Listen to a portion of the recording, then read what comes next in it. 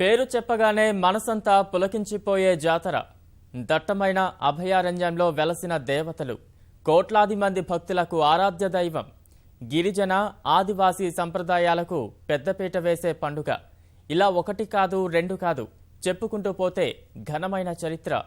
దశాబ్దాలు గడుస్తున్న ఈ మహాజాతర జాతీయ హోదాకు మాత్రం దూరంగా ఉంది.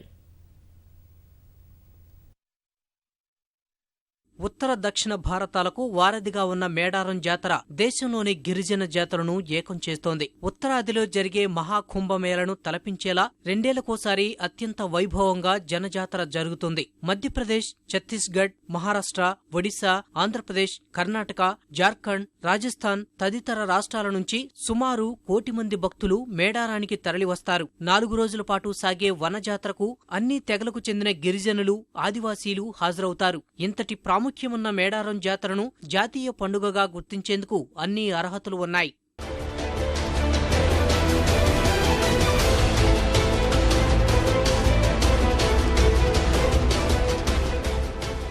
మేడారం జాతరను జాతీయ పండుగగా గుర్తించకపోవడం ముమ్మాటికి వివక్షేనని ఆదివాసీలు, గిరిజనులు ఆరోపిస్తున్నారు. తాము అధికారంలోకి వస్తే మేడారం జాతరను జాతీయ పండుగగా ప్రకటిస్తామన్న హామీలు అటకెక్కాయని ఆవేదన వ్యక్తం చేస్తున్నారు. మహాజాతరకు జాతీయ పండుగ గుర్తింపు అంశం యూపీఏ హయాం నాటి నుంచే ఉంది. నాడు ప్రతిపక్షంలో ఉన్న భాజపా నాయకులు తాము అధికారంలోకి వస్తే సమ్మక్క సారలమ్మ జాతరను జాతీయ పండుగగా ప్రకటిస్తామని హామీ ఇచ్చారు. కేంద్రంలో ఎన్డీఏ పగ్గాలు చేపట్టిన భాజపా నేతలిచ్చిన హామీ అమలు కాకపోవడంపై విమర్శలు వ్యక్తమవుతున్నాయి. 1 కోటి మంది ప్రజలు వస్తుండేటువంటి, ముఖ్యంగా గిరిజనులు వచ్చేటువంటి జాతర కాబట్టి దీన్ని కేవలం స్టేట్ ఫెస్టివల్గా కాకుండా జాతీయ ఫెస్టివల్గా కూడా గుర్తించినట్లయితే ఇంకా కేవలం మన తెలంగాణకు చుట్టూ ఉండే 3-4 రాష్ట్రాల నుంచి ఇప్పుడు వస్తున్నారు.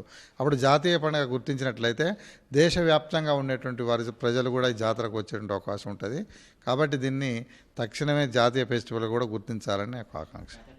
జాతీయ పండుగ గుర్తింపు వస్తే ఖర్చు, నిర్వహణ బాధ్యత మొత్తం కేంద్ర ప్రభుత్వం చూసుకుంటుంది. దీనికి తోడు అదనపు సౌకర్యాలు పెరుగుతాయి. ఖండాంతరాల గుర్తింపు సైతం మేడారం జాతరకు లభిస్తుంది.